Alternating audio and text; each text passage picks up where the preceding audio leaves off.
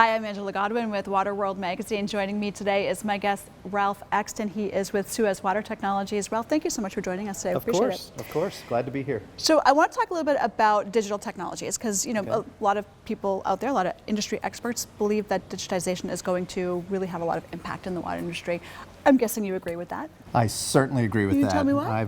I've been talking about it for a few years now, so it's one of my favorite subjects. I look at it this way. I think for quite a while, a number of companies that were sort of on the leading edge of the digitization in water were more pushing it. Mm-hmm. You know, we were talking about, look, these are the benefits, this is why you should do it, here's how it could benefit you, et cetera, et cetera. Yep. But now, I think we're sort of turning the corner, and it's more of a pull.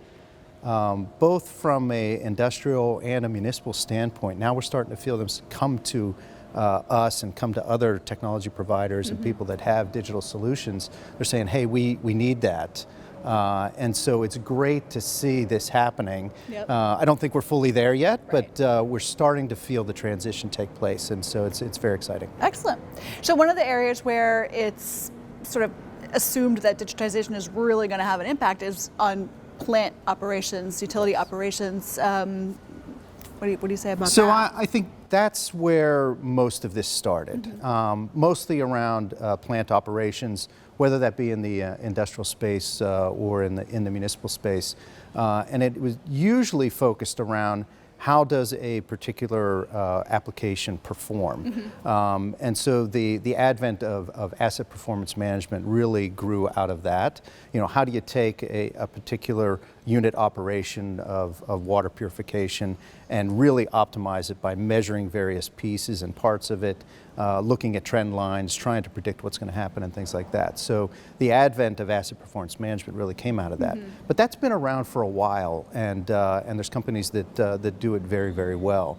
Right. And it has benefited both industries and municipalities alike down at the unit operation standpoint. But Right. I think the evolution is happening, you know, as we speak, in terms of going from that unit operation to a full operation, looking at the plant from, you know, the very beginning, headworks of the plant, all the way to the end, and particularly it's so incredibly important as water reuse becomes an important part of the equation, because there's a lot more skepticism around water reuse in terms of, can we really reuse this water the way we want to?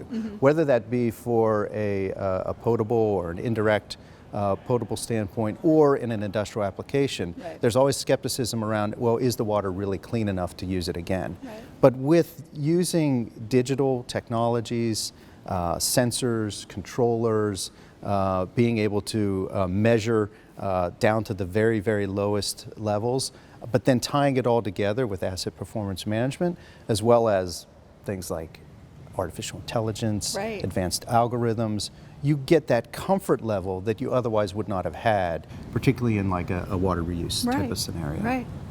So before I let you go, you know, with people out there that, how is the adoption? You know, you talked a little bit about it's sort of that push to pull kind of.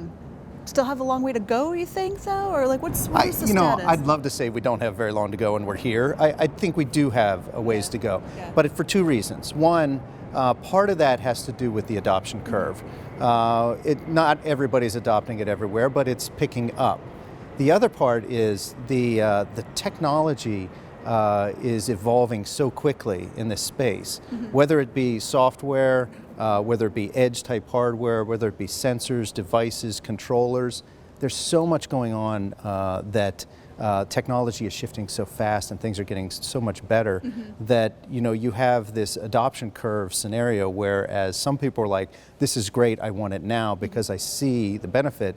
But you also have the other side of the coin that people are saying, wow, because technology is moving so quickly, I'm a little reluctant to jump in right now. I'm going to wait until it gets just a little bit better, and which is it's an odd scenario, but it's a great time to be doing what we're doing here, and to be sort of part of that, you know, as it evolves and as it gets adopted and as things shift and change. Excellent. Well, you've always been a champion of the digital technology, so we wish you all the best of luck with that going Terrific. forward. Thank you very much. Thank you for joining us.